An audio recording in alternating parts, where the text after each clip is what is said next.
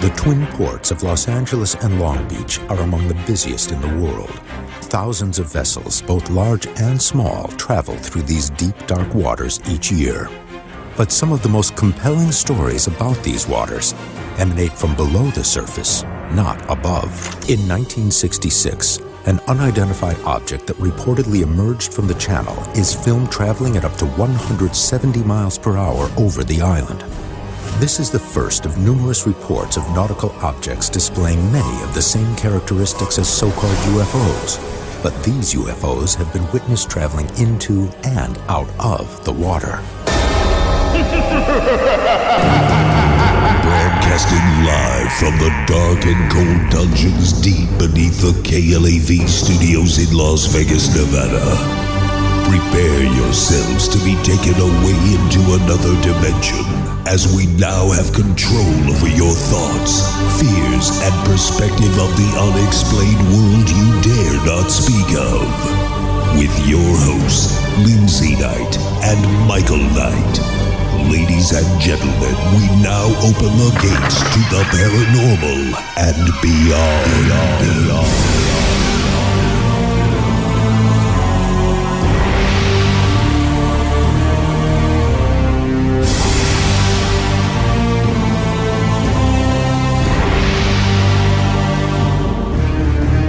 Broadcasting live from the KLAV studios in Las Vegas, Nevada, this is the Paranormal and Beyond. Throughout history, sightings of unidentified flying objects pour in from all around the world. However, as most are reported to be spotted within our skies, there are also many confirmed reports of these UFOs entering and leaving our oceans. If that is the case, what dark secrets lurk beneath our ocean's depths? In a moment, world-renowned author, paranormal researcher, and field investigator for the Mutual UFO Network, Preston Dennett, will be joining us on the program to discuss his wealth of knowledge and in-depth investigations into underwater UFOs. Preston Dennett, straight ahead when we return right here on the Talk of Las Vegas, KLAV 1230 AM.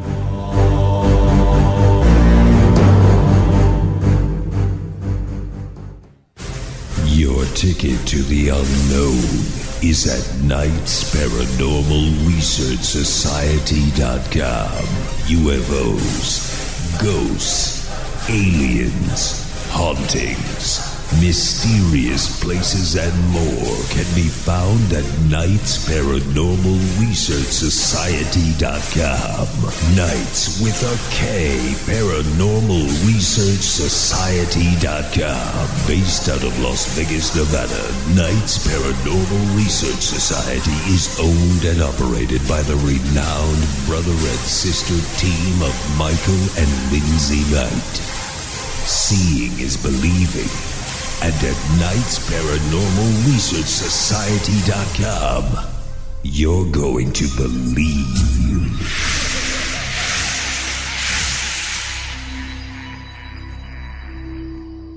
Join us every Monday, Wednesday, and Friday, 11 p.m. to midnight for the Paranormal and Beyond. Join host Michael Knight and Lindsay Knight as they investigate the unexplained and most controversial mysteries of the world. The Paranormal and Beyond, where the paranormal lives on and conspiracies exposed. The Paranormal and Beyond, Monday, Wednesday, and Friday, 11 p.m. to midnight. Brought to you by Knights Paranormal Research Society.com.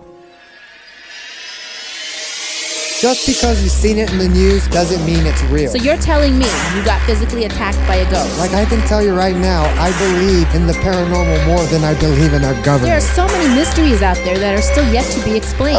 You folks have some of your facts wrong, and you just keep talking about generalities. With all due respect, sir, you have not brought anything to the table to prove us wrong. This is the Paranormal and Beyond, and it's your show. Call us at 731-1230. Here again, Michael Knight and Lindsay Knight.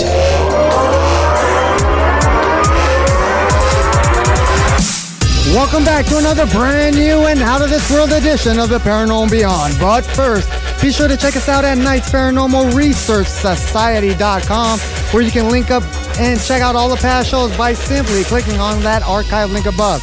That's Knights Paranormal Research Society.com. Ever want to be an actor? Well, you can by acting right now by logging on to HollywoodBoundActingAcademy.com. Again, that's HollywoodBoundActingAcademy.com. Special shout out to all those listening worldwide through the KLAV1230am.com website and all those driving around the Vegas Valley listening to us from within your stereos. I'm your host, Michael Knight. Alongside of me is your host, Lindsay Knight. And also joining us all the way from California is Susan Bell. How are you guys doing today? Susan, how are you? And thank you for being here on the program tonight. Oh, listen, guys, I'm having a great time being with you guys tonight.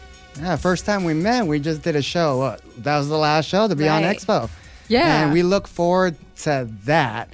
Well, we got a great show coming up because Preston Dennett is standing by. But first, let's get into the news.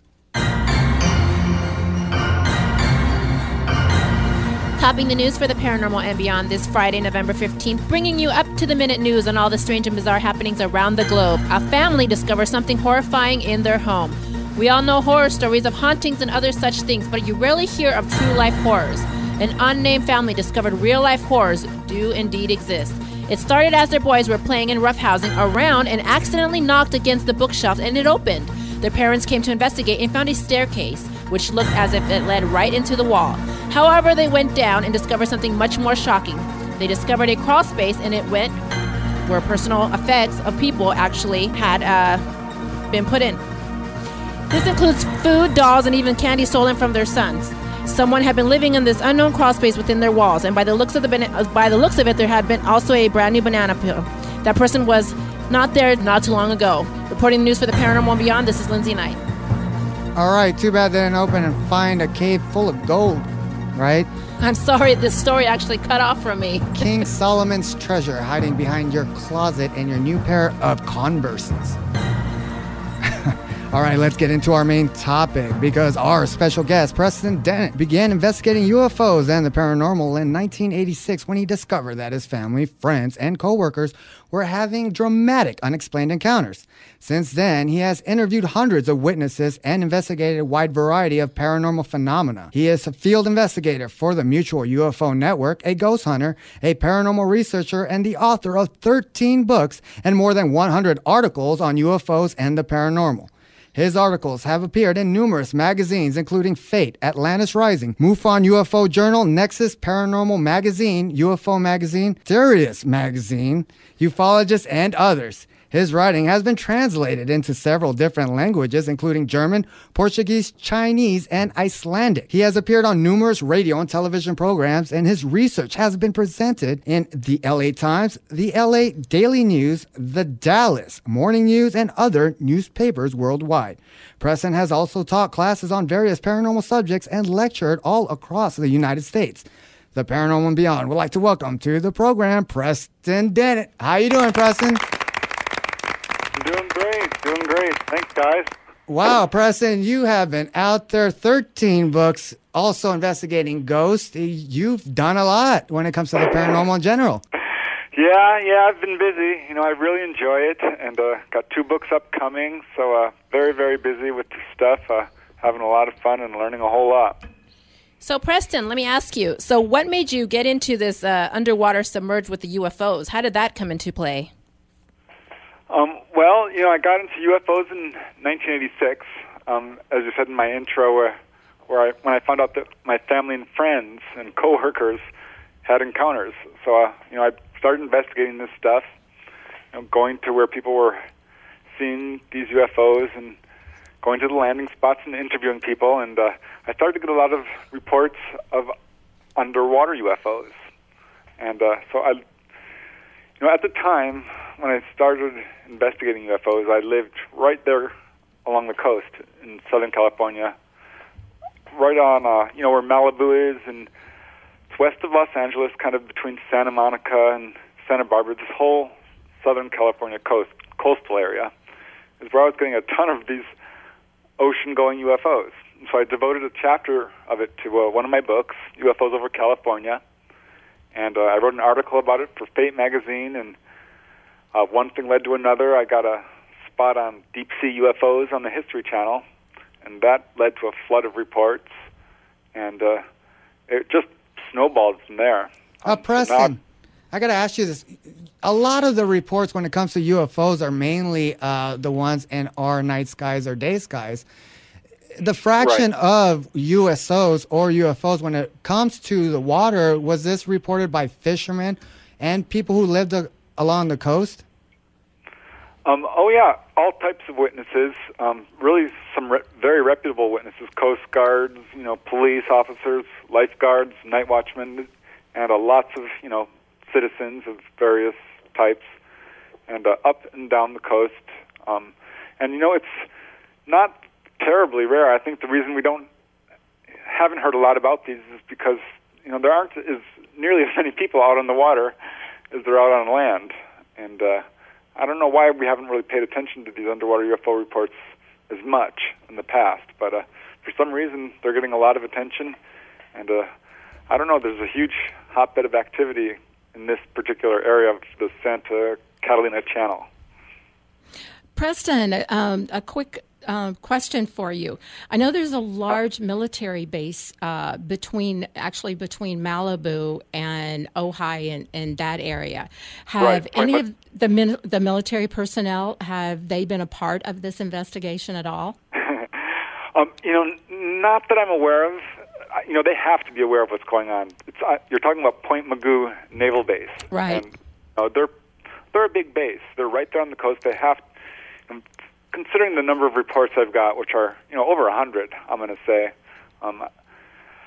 they have to be aware of what's going on. And I've gotten a couple of reports that they are, not firsthand but secondhand. One person told me that he talked to someone who had dived down in this area and was actually stopped by naval divers who took their cameras and said, "You're not supposed to be in this area, and we're taking your film." And they weren't in an restricted area. They were just by the base. So that's one report. And I've gotten another report that from someone who has a friend who worked in the base or a family member and said that they have an underwater base themselves in this area. So I don't know exactly what to say about that. But well, that comes up to my next question, because these things are coming and going from the ocean floor, and it is the best place to hide anything, because as far as we're investigating space, we lack investigating our oceans, which we should be doing. And do you think a lot of this is extraterrestrial or kind of a mixture of our own? Well, there's no doubt there's some stuff that's our own. Particularly around military bases. But in this particular case, with this underwater UFO activity, no, I don't think it's our own. Honestly, I don't, because these things are hovering over boats. They're going right under people's boats. They're scaring the living daylights out of people. They're doing things that we don't do when we test fly our own aircraft. So if this is the military testing aircraft and they're scaring a bunch of Boy Scouts who are watching this, no, I don't think it's them. And there are some cases here involving, not one or two objects, but hundreds. And so this is not military that's doing this. They're very interested. This is what I'm finding out in the activity. So when some of these stuff shows up, what will happen is the military sends in their own aircraft to investigate and chases them away, or chases after them. Preston, let me, because this actually intrigues me, a lot. So, I want to know, is there any private sectors that are actually cordoned off somewhere, like where you would think like the military is doing something like in the ocean that they don't want anybody else to know about, maybe about like UFOs or something underneath? Well, the area around the base is restricted, but no, and there's a lot of military activity in this area. San Clemente Island is largely used by the military, and that's just beyond Santa Catalina. And I got 3 separate reports from people who contacted me when they found out about my research, and they all told me, and I don't know if this is true, but I've certainly got a lot of people telling me this, that there's a tunnel that leads from Edwards Air Force Base underground to Area 51, which also connects to San Clemente Island, and this is our government, which has this tunnel. Oh, yeah, we did a show about that, underground bases, and there are confirmed tunnels that link up, especially here to Area 51, and also heard one links all the way to Pearl Harbor, if you can believe that. You know, I'm beginning to believe it, honest, because, I've heard a lot about this, and, there certainly is coming from a number of different sources. But what people are seeing here is, I don't think it's military. I think it's like you said earlier, this is a really good place for these UFOs to hide. And when I'm saying that there's, like a couple of hundred objects, try and imagine like an airport, with all these planes parked on the tarmac. But what we have is the same situation, but involving UFOs. And they're parked down there on the bottom of this channel. And I don't know if they're in some base or, just parked there. But this is how many objects, have been seen. So there's got to be a lot of them down there. Not only that, but you talk about the cavernous world under there as well, and structures which they can dig out and make bases on, and we don't have really submarines that can go towards that depth all the way down to even investigate. No, we do have missiles which can shoot up out of the water and fly, but they can't go back down into the water and keep swimming, right? I know. That's what these guys can do, and they can come down from the sky hurtling at, several hundred miles an hour and slip into the ocean without a splash, which we can't do either. And they can move very quickly underwater, which we can't do. So there's a lot of stuff they can do that we can't underwater, and we basically can't chase them, and it's safe for them to hide and still have access to a large population base, kind of like a hunter would do with a hunter's blind. Preston, do you think at all the radiation and everything that happened in Japan that is supposed to be having some effect on our waters, do you think this is affecting any of the UFOs? Are they guarded against this? Do you have any idea? I don't know. This is a very interesting issue because UFOs are really all about nukes and nuclear power. This is what attracted them initially, I think, with the nuclear age coinciding pretty much exactly with the modern age of UFOs back in 1947. And so many accounts of UFOs hovering over nuclear bases and nuclear installations, such as, Indian Head, New York, where they hovered for like 20 minutes and were filmed, and or in Malmstrom Air Base, where they shut down the nuclear missiles one by one, and the hundreds of cases where people have, received what amounts to nuclear radiation poisoning due to getting too close to a UFOs, clearly points to that, these UFOs are, some of them, powered by nuclear radiation. So I think that they're aware of the situation. I'd be shocked if they weren't. That's the number one message people are given who are taken aboard a UFO, is beware of nuclear power and, pollution and overpopulation, environmental destruction, this sort of thing. So throughout, Preston, throughout your whole investigation, and when it comes to ufology, do you think these UFO beings or what have you are basically protecting us and stopping us from using nuclear power? No, I wouldn't count on them to save us because they're not, I think that they're doing what they can. They're warning us. Certainly, this is the message we're getting from a number of different sources. It's not just UFOs. If you talk to near-death experiencers or the Indian, Native American elders and scientists and out-of-body experiencers, and all these different people are saying the same thing about, messing around with nuclear power. And I think the UFOs are doing what they can. If they were here to save us from our own destruction, they probably, I don't think that, I think here's the situation. If they were to clean up Fukushima, we would feel, entitled to do it again, and we wouldn't be solving our own problems. Exactly. So I don't know how much they're going to step forward and help us. Maybe if we completely are at the point where we're going to annihilate ourselves, they'll save some people. Because I do have one case, and this is wild, involving a volcanic explosion in Colombia. And this is a really famous explosion, which killed like 30,000 people back in the 1970s. And a lady who, in the Midwest here, was on board a UFO, and she said she was there when it happened, and this UFO was picking up people and saving them from this volcano. She was shocked to see it on the news the next day. It's a really long, involved story, but she was actually there while this UFO was saving people from a disaster. So I think the possibility of UFOs saving us from total nuclear annihilation is there. But well, there has been reports of the United States sending up ballistic missile tests and seeing an object shoot it out the sky. So right. That's where I was getting at myself. And not only that, in the last 50 years, since the invention of the atomic bomb and now going into a thermonuclear world, and World War III, we all know that is going to be nuclear. It's not going to be sword fighting. It's impending, and there's been a lot now more eyewitness reports when it comes to UFO sightings all over the world. Yeah, I mean, what more can they do? They're hovering over, Indian Head nuclear base in New York, and they hovered over the particular reactor that had like a crack in it. And they shut down the nuclear missiles one by one over Malmstrom.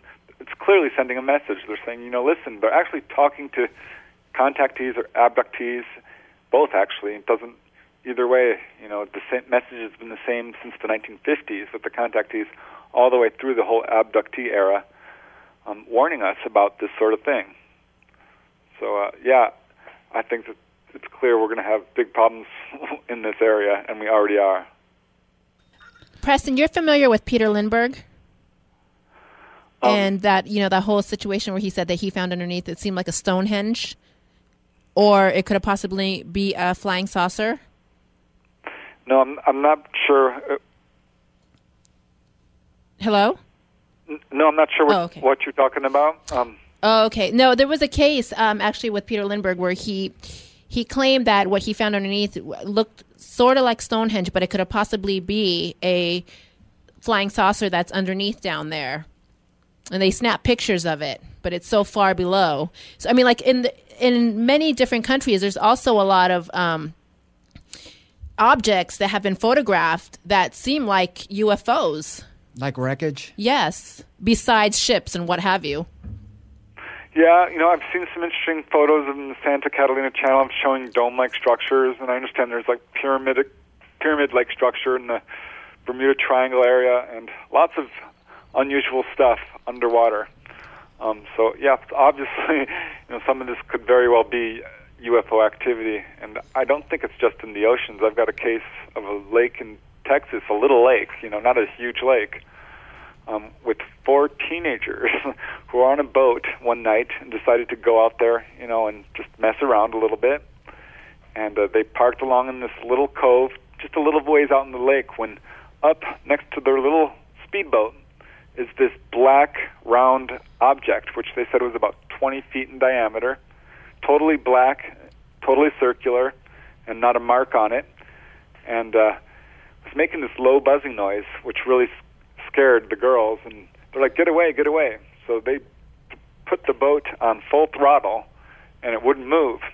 And so at this point, they're all screaming, they're all terrified, they don't know what's going on, and they have missing time, or there's a break in consciousness, and the next thing they know, they're in a different part of the lake, and the boat is speeding along at top speed, and they find out that they are missing about an hour or 2 of time, and the parents are looking for them. And so, yeah, it's just a little lake. So this is not the only case I've had of, where people have experienced an abduction as well, from an USO. Preston, are you familiar at all with? I believe the first name is Paul Hellyer. Paul Hellyer, yeah, I've heard of him. Yeah. I know that he actually has some videos out, some DVDs, and he was the Minister of Defense for Canada. And so he's coming forth and, saying that there are a lot of cover-ups and there's a lot that that is being kept from us, and how our governments are keeping these things from, saying that maybe we are not in a position to accept what's going on. Do you have any feelings about that? Oh, yeah. There's no doubt that there is a cover-up, and I think it's been a huge disaster, and it's leaking like a sieve, and it's trending towards disclosure in a lot of different areas. I recently did a radio show in France, and I talked to them about this, and I mentioned, oh, you guys are, pretty far along with disclosure compared to us. And they laughed at me, said, no, we're not. They had that Cometa report in which a bunch of their scientists released a bunch of documents and basically had a news presentation. And they said, oh, no, that was just a few military people telling what they knew about UFOs, and that here in the United States we're much farther along with disclosure. And I think we are. We're seeing a lot of people, government people, coming forth with this. And I'll point to the governor of Arizona, Vice Symington, who finally admitted, after ridiculing the Phoenix Lights, that he was an actual witness to it. And we know that Ronald Reagan had a sighting while he was governor of California, and certainly Carter did. So, this is a very political issue. It really is. Well, it's world-changing. I mean, this can change humanity overnight, basically. Right. Well, what I like to tell people is, it could solve the... And this is true. I mean, if you think about it, we have the ET technology. We've got it. We've got free energy. We've got these crashed UFOs. We've got the alien bodies. And this is all being kept secret, but it's kind of an open conspiracy. Basically, we all know the government is hiding stuff about UFOs, and most people agree on this. If you do the Gallup polls show this. And what could happen is if they would just release this technology, we would solve the energy crisis, the environmental crisis, and the economic crisis basically in one fell swoop. And the only reason this isn't happening is because it's money. It's an oil-based economy, and we're burning these fossil fuels, and it's this greedy cartel, who owns 99% of the wealth, is just choking our economy, and it's just a horrible situation. Basically keeping us in the dark and keeping us like, baby, it's just like they're our mom, and, they don't want to wean us off because they always want us coming back to the government when we need something. But like you said, it could solve a lot of problems in this world, but then we won't need the government no more because we have this alien technology, and it's about control. Exactly, but I think that's what we're trending towards. With the internet, it's really hard to keep information quiet, and the news is really spread much more now through the whole World Wide Web than the evening news, which is more about Britney Spears and Lindsay Lohan. Let's face it. Don't forget Miley Cyrus. She's out there. Right. She's an alien. Doesn't like to wear clothes. So we get the news from shows like yours, and this is how we're spreading information. I think there's a grassroots effort towards disclosure, and we're going to see a much changed world. I mean, the UFOs are not going to go away. And it's not. They're going to show themselves officially eventually, and the only reason they haven't is because I think of our own prejudices and our warlike ways, and how we've reacted to them when they've tried to do this. Well, we're definitely not ready for them. I mean, you think we are? I am, but I think there's people out there that are still not ready. Obviously, they can't fathom anything past, come on, look what's going on in the world today. People can't take that. They still hide, No, there's people in their out homes. there who can't see past their eyelashes. That's the problem. So imagine something coming from in the sky, something like an alien. There's no way. Well, when you take into consideration that Al Gore, for instance, has been telling us about global warming and all of these things happening. We're seeing these things happening with tsunamis and things that really haven't occurred in a lot of our lifetimes. And yet we don't believe that we're destroying our own planet. One of those things is those capitalistic people that keep us tied to oil. And there's the fumes and everything that is going up into our atmosphere. So if we can't even grasp that, how on earth are we going to grasp things, coming down from the heavens? We're gonna, because we have to. I think that the majority of people believe in UFOs. It's kind of 50-50, but towards just a little bit towards people who believe that UFOs are real. And this subject, once, I'm sure as you know, once it grabs you, it kind of doesn't let go. And I don't know, I just can't see it going the other way. That less people believing in the subject. But more and more this truth is coming out, and we're going to have to face the fact that we're not alone. Well, not only that, as technology progresses, and people now who has cameras all over the place. You can't buy anything without a camera attached. This ain't that day and age where everything is just rumors. Now there's a lot of proof that people are bringing to the table. And not only that, is when our technology advances, our knowledge advances more. We're not being smart because technology thinks for us now. But I'm talking about our seeing things with this technology, like telescopes and all these infrared gadgets and all this, that it's going to be already proven that, okay, just tell us and let's move on to a better life with these beings. The question is, are they here to kill us? I was just going to say that. Or to, interact with us and help us with our planet? Because obviously we are nothing but parasites at this point. Hopefully they're not.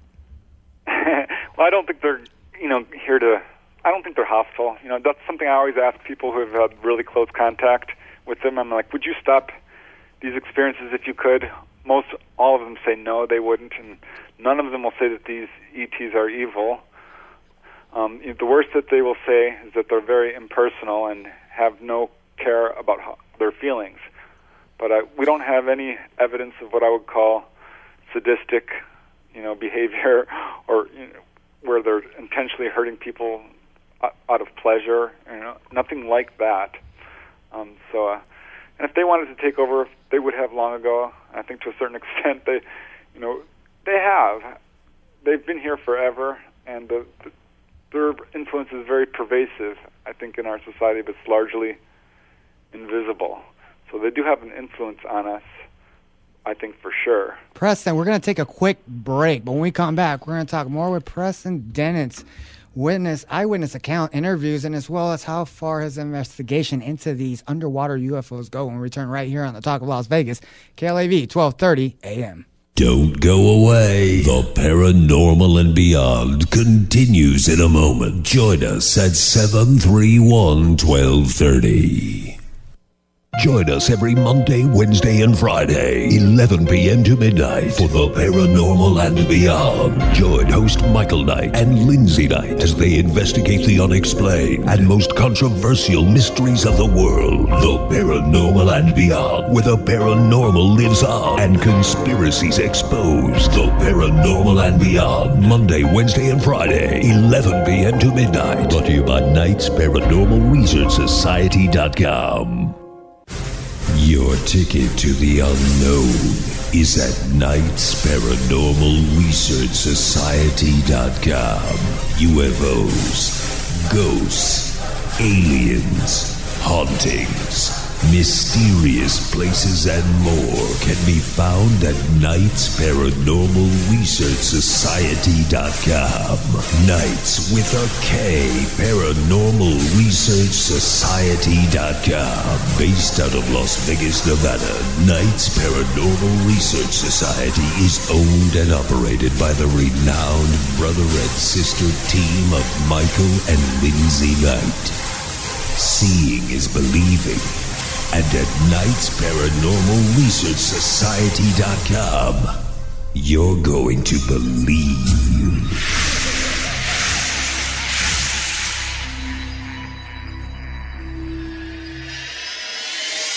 Just because you've seen it in the news doesn't mean it's real. So you're telling me you got physically attacked by a ghost? Like, I can tell you right now, I believe in the paranormal more than I believe in our government. There are so many mysteries out there that are still yet to be explained. You folks have some of your facts wrong, and you just keep talking about generalities. With all due respect, sir, you have not brought anything to the table to prove us wrong. This is the Paranormal and Beyond, and it's your show. Call us at 731-1230. Here again, Michael Knight and Lindsay Knight.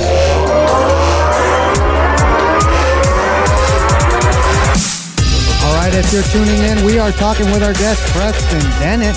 Remember to check us out at nightsparanormalresearchsociety.com, where you can link up to all those past shows. All right, let's get right into it. Preston, you had vast amounts of investigations out there with witnesses.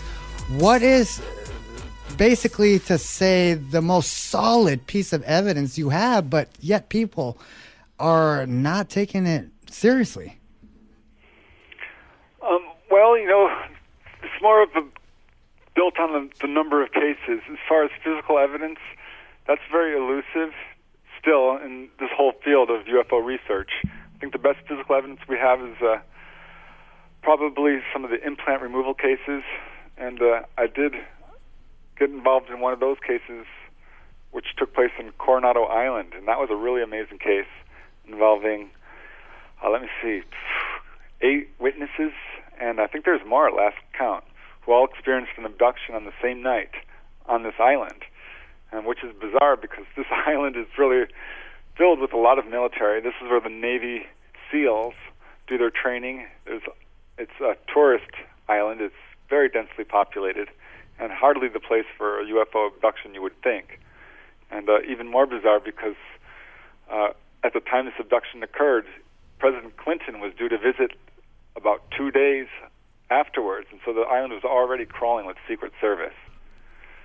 So that's a really remarkable case because it involves so many different witnesses and physical evidence as well as medical evidence. It's a case that I usually point to people who are skeptics, and there's just no way you can deny it. Preston, I know that during your research, you've actually talked to a lot of abductees, correct?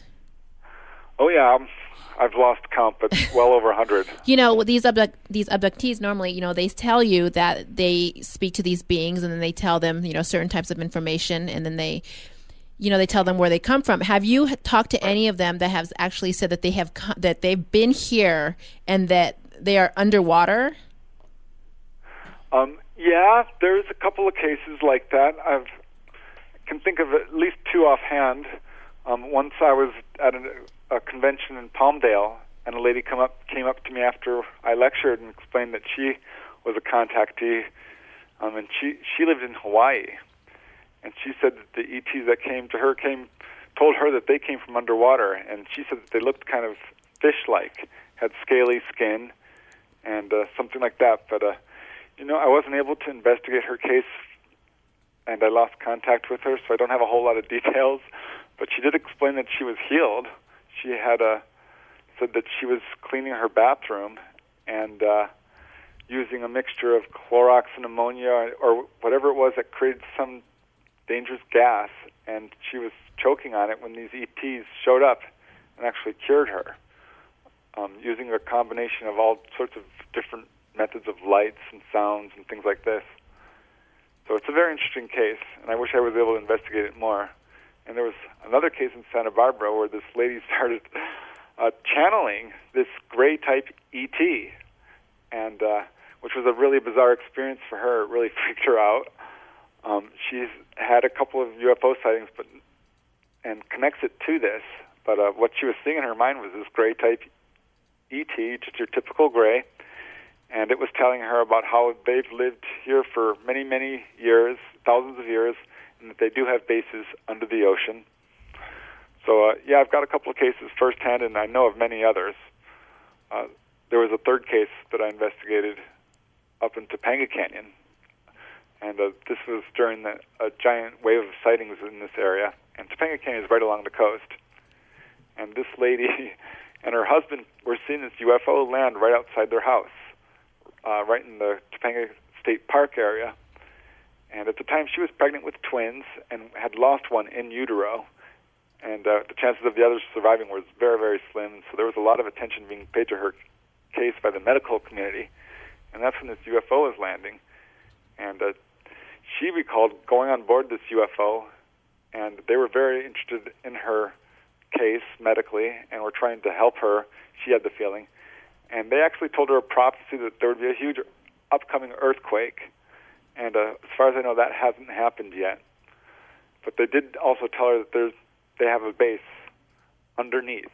she wasn't sure if it was underground or underwater, but that's definitely something that they gave her the impression that they lived somewhere near here. You know, Preston, what gets me is you have like millions of eyewitness reports, testimonies of UFO existing with us, some coexisting with us, but yet you have these people who don't believe.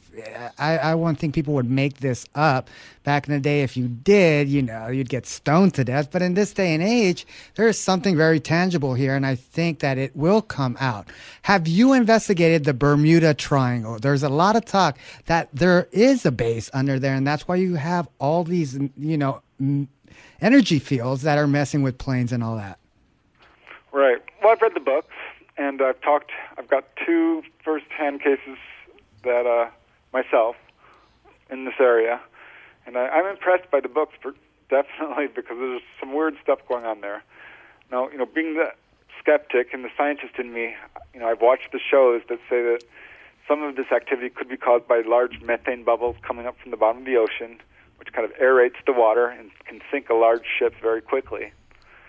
And also, play havoc with the air as well, causing planes to crash. And, the whole electric cloud theory, which, can play havoc with your compass. But, that doesn't explain some of the things I've heard. And one of my first-hand cases involves this guy who was on his boat with his wife off the coast of Florida, right on the edge of the Bermuda Triangle. And they saw these giant beams of light underwater. They're like, wow, what's that? Is that a submarine? That's weird. Because they're huge sea lovers. They've been out there sailing, back and forth out there forever. And so they're watching this, having never seen anything like it, because it was a very powerful beam of light. And it kept getting closer and closer and kind of going under their boat. And suddenly they see where it's coming from. It's coming from this very large glowing object, and it's heading right towards them. And sure enough, it goes right under their boat and stops, sending out this beam of light. I mean, it totally targeted them. It was clearly aware of them, and I don't know if it was messing around with them or what it was doing, but it was not that far underneath the boat. A couple of 100 feet, he estimated at the most. He wasn't sure, but definitely larger than the boat, and sending out all these weird kind of beams of light which would blink on and off and go out really far. And nothing happened to the boat. There was no electrical anomalies at all. And after a few moments, this thing just kind of moved on. But it's a really interesting case because of the way it kind of targeted them. Absolutely. The world we live in, when, like our government or the military can't explain a phenomenon, they have to go out there and try to prove it, like you said, with the whole gas theory. But this is just, concentrated in just the Bermuda Triangle when the oceans are vast and it should be happening everywhere. But it does not explain the accounts of lost time. Yeah, from pilots and all this. Well, from what Vortexes. From what I've read, and because I'm really fascinated with the Bermuda Triangle, is that it could possibly be a black hole underneath or a vortex. Yeah, I think there's a lot of possibilities. It's one of those mysteries that's very hard to, give any solid conclusions on. But there's no doubt there's weird goings on there. I talked to a guy who swears up and down that he was on a Navy ship when this very, very old fighter plane kind of flew by, and it was way out of date and should not have been there. It was impossible for it to be there. It didn't have the kind of fuel capacity for where it was.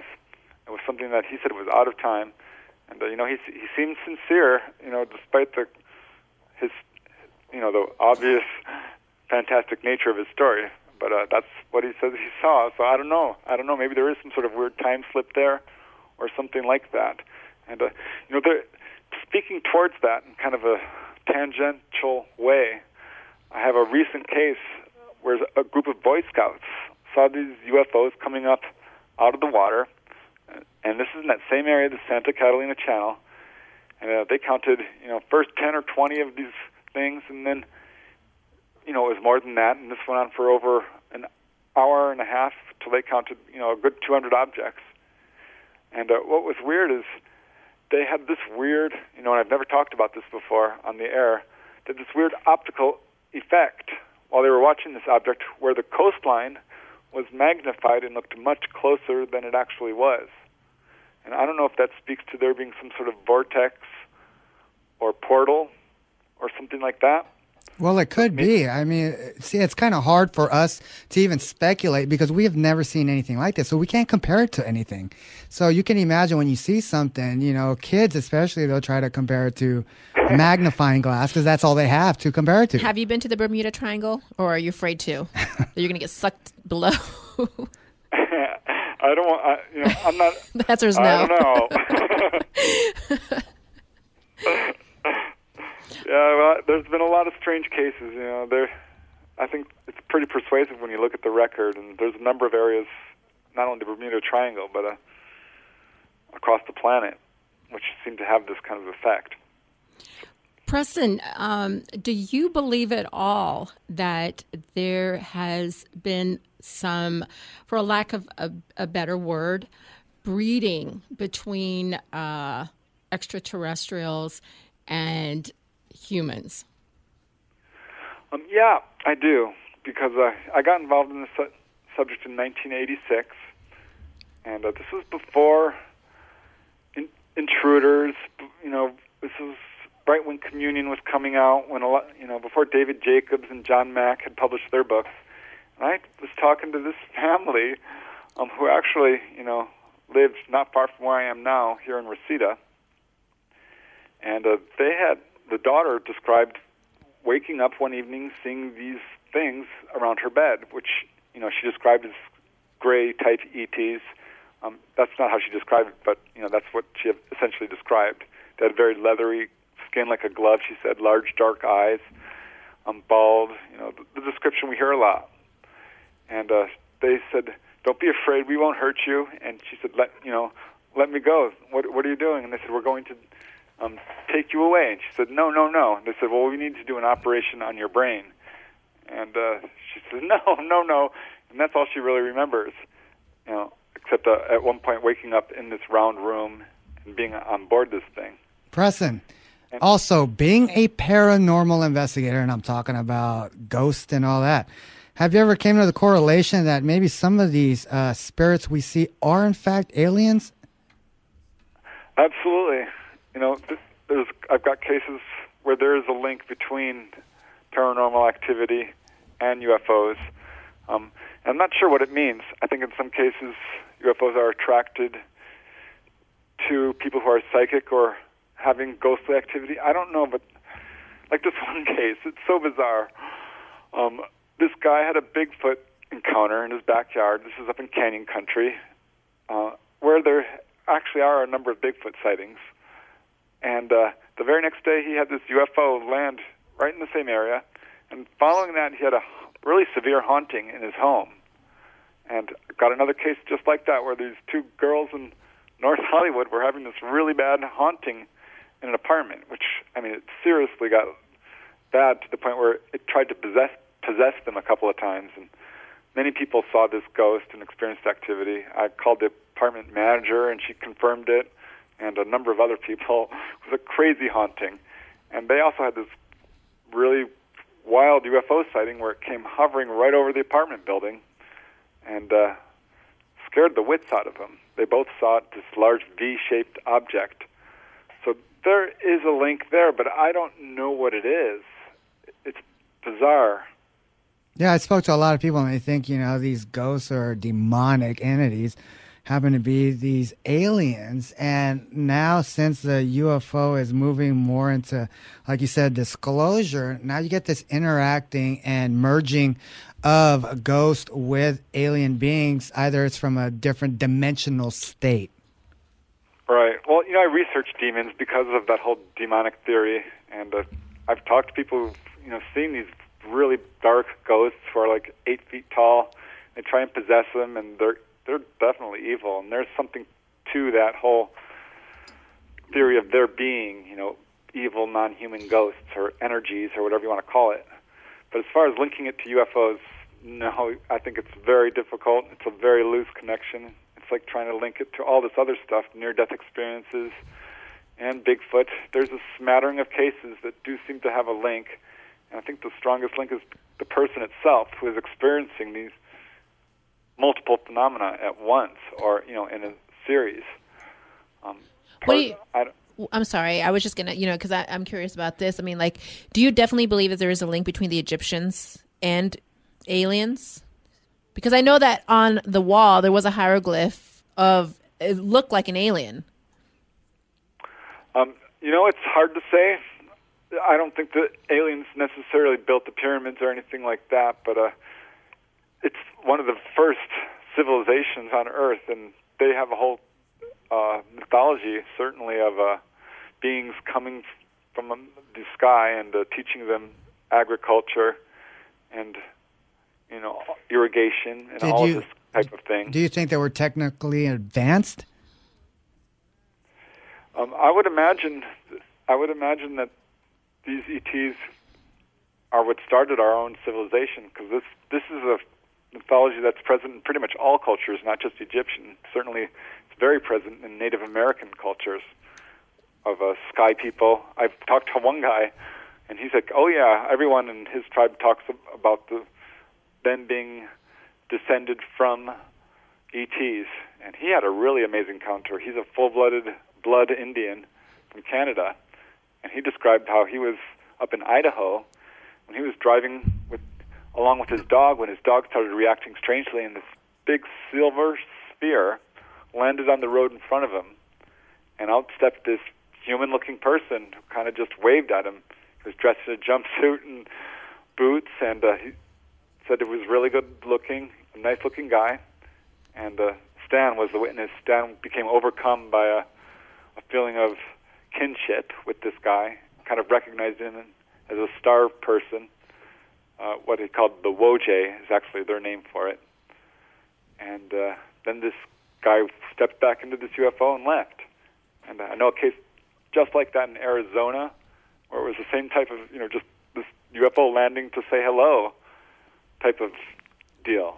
So it's very interesting. Well, Preston, there's a lot of stories out there, and it's just remarkable how some are similar to each other, but some are out of this world. No pun intended. Preston, please tell everybody where they can get your books as well as your website. Yeah, you can get my books online. If you just Google my name, Preston Dennett, it'll take you to my website. The actual website address is prestondennett.weebly.com. And if you go to there, you can get excerpts of all my books and take a look at the current research that I got going on. And there's links there. My books are available also on Amazon.com and hopefully at bookstores near you. Those bookstores are fading fast. Everything's going into the cloud. But check out my website, and you can contact me through my website as well. And the last name is spelled Dennett. Sorry, I had to throw that in there because I don't know how to pronounce it. I was like, Dennett or Dennett? Well, anyways, check out his books. I mean, Preston, commend you on your research. You've been up and down Paranormal Avenue, UFOs, all the way down to ghosts. And I want to grow up and do stuff like that, but no time to write books. I'll come to Dennett if I need something like that. Real quick, Dennett, what exactly are you working on right now? Because I know we're running out of time. Well, Dennett. actually, Preston, I'm sorry. I get in your head, do I? I got a new book coming out, UFOs over Nevada. I'm just finishing it up right now. I'm missing my deadline, but I want to make it right. So that's what I'm most excited about. And a new book about abductions. All right. Thank you for being on the program, Preston. We look forward to your work in the near future. Remember, everybody out there, have a safe week and join us back here Monday as we try again and have Uri Geller on the program to bend your mind. Everybody stay safe out there and see you back here Monday. Good night.